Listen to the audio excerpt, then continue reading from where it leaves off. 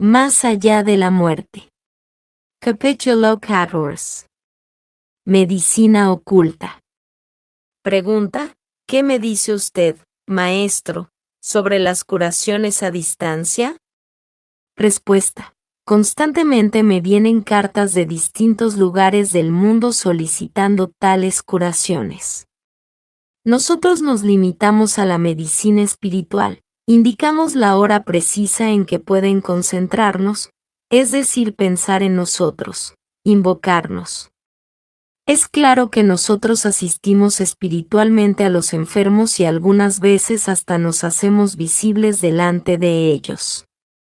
Por lo común, los instruimos en el sentido de que enciendan 3 fuegos a determinada hora conveniente. Les aconsejamos poner un vaso de agua ante esos 3 fuegos o lumbres. Les insinuamos que después de una media hora de concentración en nosotros, beban del agua. Es evidente que en esa agua depositamos ciertas sustancias que, al ser llevadas al interior del organismo, suelen realizar curaciones maravillosas. En el trabajo de curación cooperan varios maestros tales como Paracelso, Hilarión, San Rafael y algunos otros. No siempre les indicamos concentración específica en Samael. Yo tengo mucho trabajo. También les señalamos a cualquiera de los otros maestros con el mismo propósito. Lo importante es que los enfermos tengan fe, porque ésta hace milagros. Ya lo dijo el Cristo: tened fe como un grano de mostaza y moveréis montañas. La fe es un poder solar maravilloso con el cual se pueden realizar muchos prodigios. Nuestro sistema de curación espiritual no riñe con los doctores. Cada cual puede tener fe en nuestros métodos y consultar en el mundo físico a su médico. Pregunta: ¿se puede curar cualquier enfermedad por medio de estos métodos? Respuesta: es claro que los maestros de la medicina sanan el cuerpo vital medicinándolo, y el resultado más tarde es la curación del organismo físico. Sin embargo, hay enfermedades kármicas muy graves, resultado de malas acciones cometidas en vidas anteriores. Cuando el castigo es muy severo, la curación se hace imposible. Sin embargo, los maestros de la medicina asisten y tratan de salvar al paciente. Pregunta: ¿se puede llegar a curar sin necesidad de atención médica? Respuesta: cuando la persona no debe un karma muy grave, los maestros de la medicina pueden curar al enfermo, aunque éste no consulte a ningún doctor. Pregunta: ¿todas las enfermedades son kármicas? Respuesta: no hay que exagerar las cosas, distinguida señorita. No todas las enfermedades suelen ser kármicas. Por eso es que muchos pacientes sanan rápidamente con nuestros procedimientos psíquicos o espirituales. Empero es conveniente saber que por estos tiempos están apareciendo muchas enfermedades desconocidas, resultado espantoso de la perversidad humana. Tales enfermedades suelen ser mortales. Pregunta: ¿puede usted decirme si existe la enfermedad del mal de ojo? Respuesta: tengo que decirle a usted que en las ciudades mueren millares de niños a consecuencia del mal de ojo. Sucede que en los países supercivilizados las gentes no creen en tal enfermedad y por ello la mortandad aumenta en forma general. Cualquier persona con fuerza hipnótica inconsciente, al mirar a un niño, hiere involuntariamente su cuerpo vital y el resultado no se hace esperar mucho. Pronto la criatura aparece con grandes ojeras, vómitos, calentura, diarrea, etc., y los galenos, por lo común, diagnostican infección intestinal, le recetan muchos antibióticos, cucharadas, etc., pero las criaturas, en vez de mejorar, enferma y muere. Pregunta: ¿qué se puede hacer para curar estos casos? Respuesta: lo mejor es hacer fuertes pases magnéticos de abajo hacia arriba sobre el rostro y párpados del niño, con el propósito firme de eliminar los fluidos vitales tenebrosos. Conviene encender un fuego, vela o veladora, y leerle a la criatura la conjuración de los 7 del sabio Salomón, tal como está escrito en esta cartilla elemental de introducción a la Gnosis. Ver capítulo 14. También se debe santiguar en la frente, en el pecho, sobre la cabeza y en las espaldas al niño enfermo a tiempo que se le leen los 4 evangelios. Pregunta: leer los 4 evangelios es muy largo, ¿no se podría abreviar algo? Respuesta: sí, se pueden leer las bienaventuranzas con verdadera fe, para que la fuerza curativa sea lo suficientemente fuerte como para desalojar los malos fluidos acumulados en el organismo del enfermo, a fin de que éste sane. Pregunta: ¿existen enfermedades por hechicerías? Respuesta: el mundo está lleno de eso, distinguida señorita. Podría citar innumerables casos, pero no cabrían dentro del marco de este libro que estamos terminando. Ante todo, debo decirle que lo primero que se necesita es el diagnóstico exacto, solo así es posible curar. Desafortunadamente son muy raros los curanderos que de verdad saben diagnosticar una enfermedad ocasionada por hechicerías. Voy a citar un caso muy especial relatado por el sabio Waldemar. Va entre comillas porque no me gusta adornarme con plumas ajenas, mas como es realmente sensacional, es bueno que nuestros lectores lo conozcan. Uno de los casos más interesantes de celos vampirescos lo experimentó el investigador ocultista francés Eliphas Lévy, abate Constant. Durante su estancia en Londres trabó Lévy amistad con un joven duque, en cuya casa estaba invitado casi cada día. Hacía poco que el duque se había casado con una joven y extraordinariamente bella princesa francesa, y por cierto que, contra el deseo de su familia protestante, ya que la joven era católica practicante. El duque, como pudo comprobarlo Lévy, había llevado durante largos años una vida un tanto frívola, por no decir libertina, teniendo mucho tiempo por amante a una joven italiana, bailarina de ballet, hasta que por fin la dejó, puesto que en realidad solo amaba por entero a su esposa.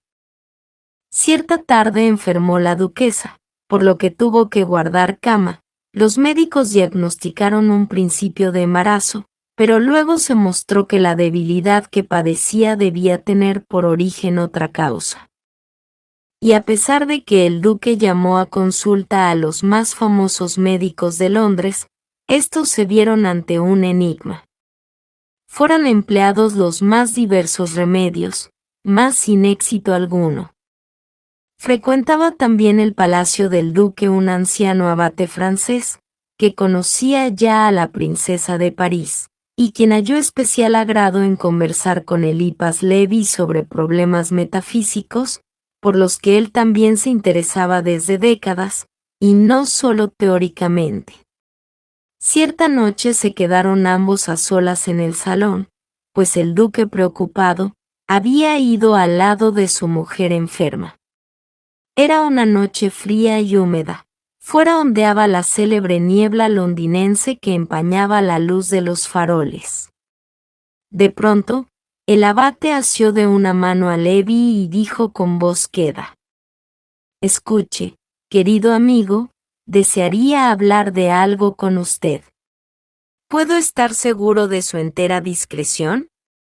Lévy respondió afirmativamente, y el abate prosiguió: «Tengo todos los motivos para suponer que la enfermedad de la duquesa no es natural. Conozco a Mildred desde niña y siempre fue la muchacha más sana que usted pueda imaginar. Mas ahora languidece y se debilita de día en día, parece como si se desangrara misteriosamente. ¿Cree usted que se halla bajo el influjo de algún poder oscuro? ¿Que hay en juego algún sortilegio?», preguntó Lévy.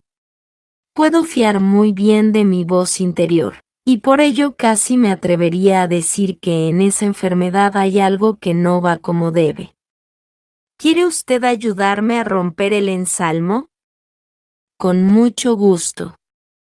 Bien, en tal caso no debemos perder tiempo. Le agradecería que media hora antes de la medianoche viniese a mi domicilio para una conjuración en compañía. Intentaré interpelar al poder tenebroso. ¿Acaso nos llegue una respuesta del más allá? Tras esta conversación, Eliphas Levi tomó un coche de punto y se trasladó a su domicilio, donde hubo de lavarse, afeitarse y mudarse de ropa de cabeza a pies, pues los espíritus de la zona media, que eran los que pensaba invocar el abate, exigían de sus conjuradores la más escrupulosa limpieza. También el traje debía estar de acuerdo con su naturaleza. No soportaban ningún tejido animal, por lo que quedaban descartados los de lana, así como los zapatos de piel. Debido a que la casa del abate se hallaba al nordeste, en Hampstead Heath, y Eliphas vivía en la Plaza Russell, o sea que era considerable la distancia entre ambos lugares.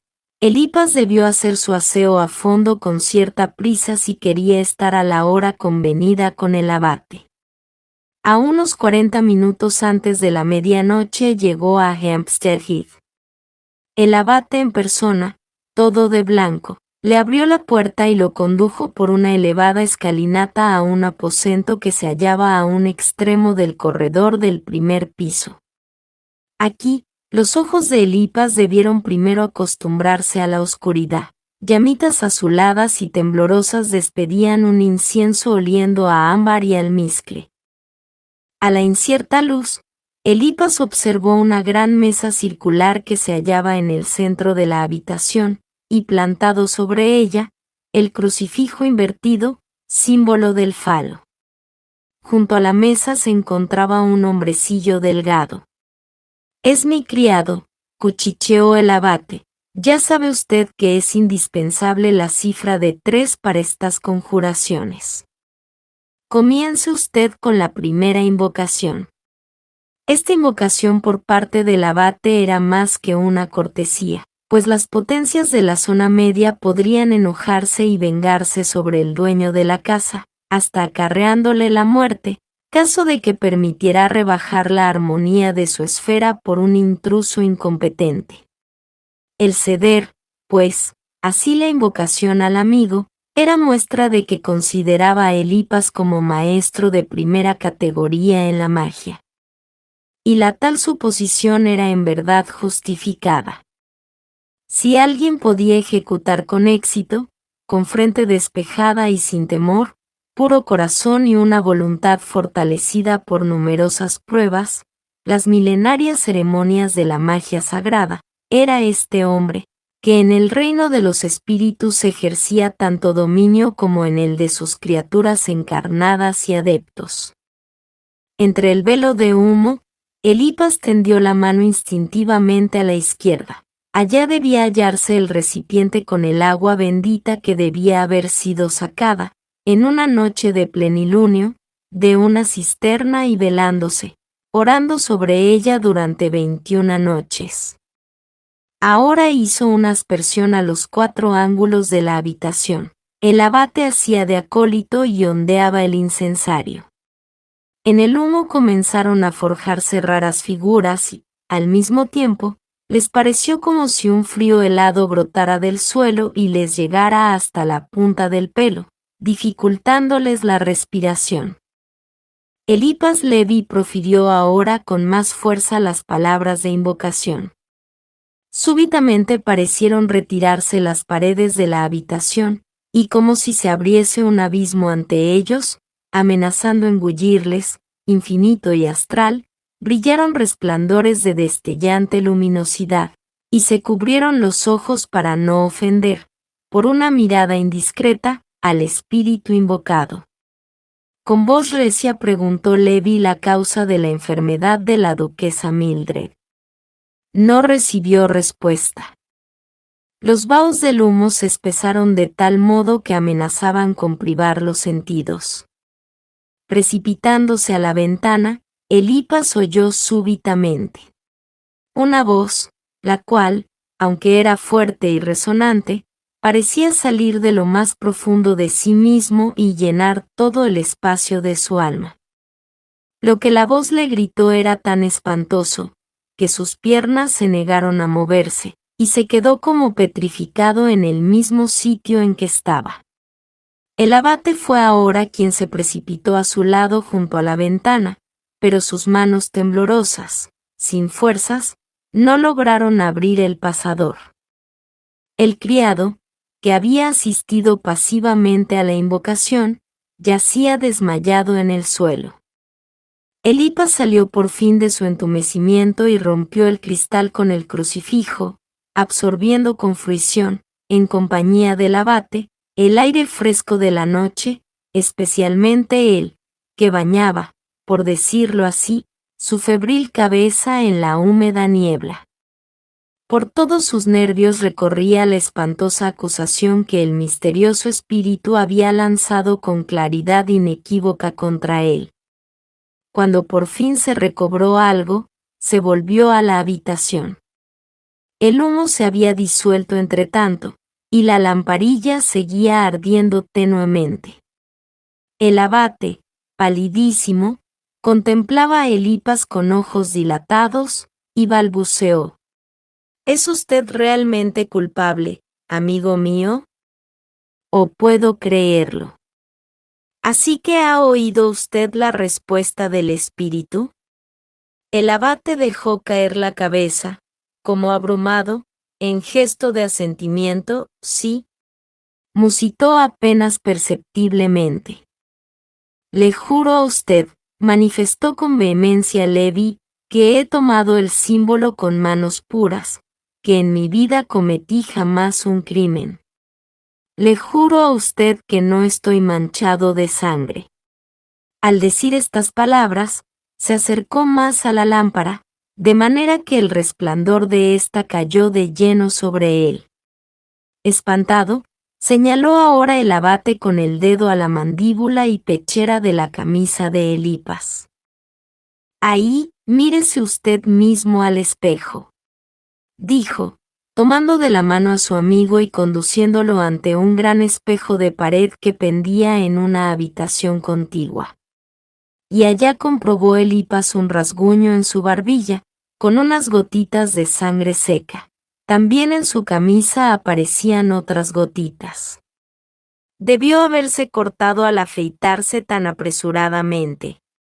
Así, la respuesta del espíritu se explicaba perfectamente: yo no hablo con un manchado de sangre. Levi sintió como si su corazón se aligerara en muchas arrobas. El abate parecía, no obstante, más abrumado y se había dejado caer sobre un sofá. Contraíanse convulsivamente sus hombros y escondía el rostro entre las manos.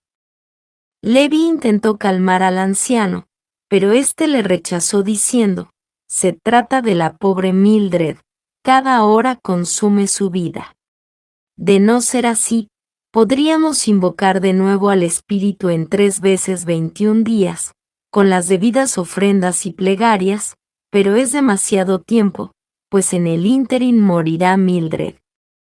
Levi no supo qué responder y se cernió un silencio denso, que cortó el abate al levantarse y caminar con pasos un tanto vacilantes de un lado a otro de la sala. Cueste lo que cueste, debo obtener una respuesta, a cualquier precio. Prométame, amigo mío, que no me abandonará. Una vaporosa determinación se leía en la mirada del anciano. Para tranquilizarle, Elipas respondió: le di mi palabra de ponerme a su disposición como mago. Y puesto que el objetivo no ha sido logrado aún, mantengo la palabra dada. Entonces, quédese aquí, dentro de 12 horas efectuaremos otra conjuración, invocaré a los espíritus de la zona baja. Elipas se sobresaltó. ¿Se había vuelto loco el viejo? ¿Usted qué?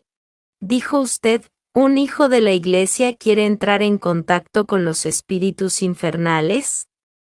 No, eso no está ni siquiera en la intención de la devota duquesa. Renuncia a ello, no arriesgue su alma. Es ostensible que invocar demonios es magia negra. Resulta palmario que la magia negra trae hambre, desnudez, enfermedades y calamidades físicas y morales. Había tal glacial decisión en las palabras y ademanes del abate, que Elipas sintió que toda réplica sería vana. Y contra su voluntad, aunque por lealtad a la palabra dada, aceptó el requerimiento de su amigo. Quedóse como huésped en la casa y, tras la extraordinariamente tensa y fatigosa conjuración anterior, durmió tan pesada y profundamente que se despertó tarde en la mañana. El día pasó en las debidas purificaciones y plegarias. Por la noche, Elipas recibió la ropa apropiada para el servicio del diablo y los requisitos. Como ya antes había manifestado el abate que, aunque le asistiría como acólito, no tomaría parte activa en la invocación, vistióse también con el ropaje prescrito. Lo que sucedió después es algo que francamente de ninguna manera quiero transcribir porque hay responsabilidad en la palabra. Es preferible en este caso callar. El silencio es la elocuencia de la sabiduría. Es palmario que, si uno transcribe párrafos tenebrosos, se convierte en cómplice del delito. Eso es tanto como enseñar a las gentes magia negra. Afortunadamente los invocadores del presente relato no lograron hacer visibles y tangibles a los demonios invocados. Lo único que consiguieron fue que brotara de entre la pared una salamandra o pequeña criatura inocente del fuego. El abate, haciendo acopio de todas sus fuerzas, preguntó por la dolencia de la duquesa. Batracios, dijo la salamandra con voz infantil, y en el mismo instante desapareció. Elipas vio entonces cómo el abate se tambaleaba y se desplomaba al suelo.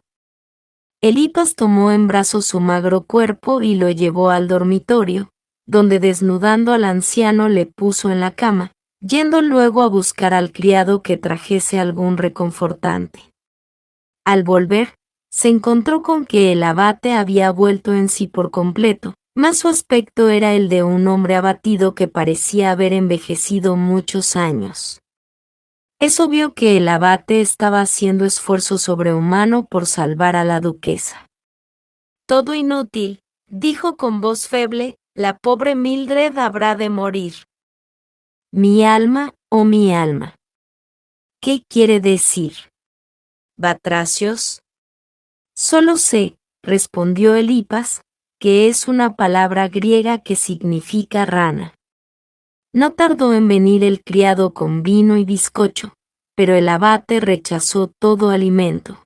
Elipas tomó algo e intentó arrancar de su desesperado letargo a su amigo, mas fue inútil que pretendiera reanimarlo. Y con el corazón oprimido se trasladó a su domicilio. Al día siguiente fue a informarse de cómo se encontraba el abate y la duquesa. Mildred iba cada vez peor. El médico de cabecera daba por descontado su óbito. También el abate se hallaba en grave estado, se negaba a todo alimento, no respondió al principio a las preguntas del amigo, y le manifestó después que pensaba poner fin a sus días mediante la inanición. Hondamente entristecido se despidió Levi, preocupándole mucho las trágicas consecuencias del pecaminoso conjuro.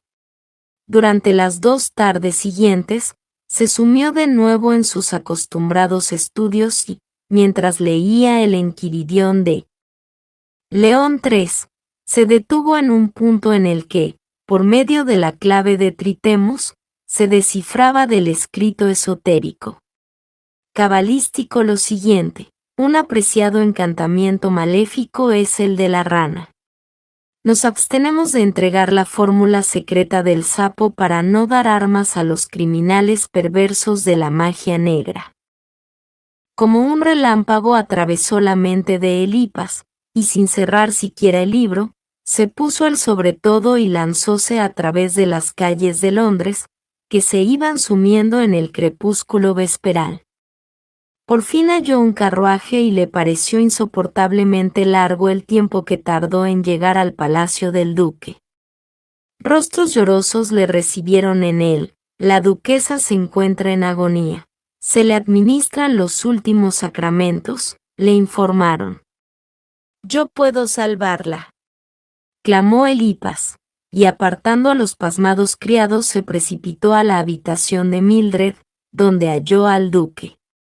Con jadeante respiración, Elipas le suplicó: «¿Me conoce usted lo bastante para saber que soy de su confianza? Créame, pues, que no se ha perdido aún toda la esperanza. En tanto viva la duquesa no hay por qué desesperar. Pero le ruego me deje a solas con ella, y por amor de Dios, no me pregunte nada, tenga confianza en mí». Aunque atónito y confuso al extremo, el duque accedió al deseo de Elipas, pidiendo a los presentes en la estancia, un médico, un sacerdote y una doncella de la paciente, que la abandonaran. Una vez solo, Levi cerró la puerta tras sí y se aproximó al lecho de la princesa. «Ya me lo suponía», murmuró al ver a Mildred sumida en una especie de catalepsia con los ojos en blanco.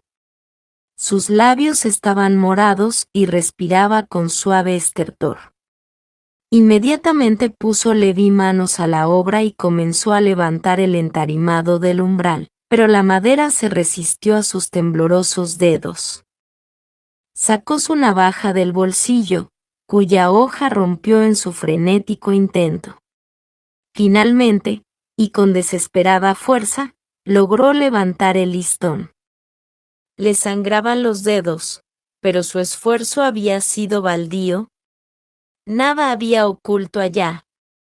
Levantó luego las alfombras. Tampoco. Volvió a mirar a la duquesa, quien respiraba dificultosamente, y reparó en que su mano izquierda pendía singularmente contraída a un lado. La cama, pensó Levi. Y en la certidumbre de buscar ahora en el debido sitio, alzó a la enferma de su lecho y la depositó tan suavemente como pudo sobre una otomana que había contra la pared. Dedicóse seguidamente, con creciente excitación, a revolver mantas y almohadas, más nada. Nada de nuevo. Sacó el colchón y lo deshizo, tanteó, palpó, hurgó su crin. Y sus dedos tropezaron con un objeto blanduzco, esponjoso, lo asió, lo sacó, y en efecto, aquello era lo que buscaba. Se precipitó fuera de la habitación. Rogó al duque tras breve explicación que pusiera a su disposición un carruaje y trasladóse en él con la mayor rapidez a su domicilio, llegando al cual se puso de nuevo a la tarea, quemando, en las llamas de pez y azufre, a la bestia infernal, siguiendo al pie de la letra la prescripción del Enquiridión. Abrió la ventana de su habitación de par en par, a fin de que desapareciera el mal olor, y abrumado por un enorme cansancio, echóse vestido como estaba en su cama, sumiéndose al instante en profundo sueño. Al día siguiente fue recibido como un salvador en el palacio del duque. De manera pasmosa, y en absoluto incomprensible para los médicos, el estado de salud de la joven duquesa había mejorado a tal punto, que podía ya hablarse de una franca superación de la crisis.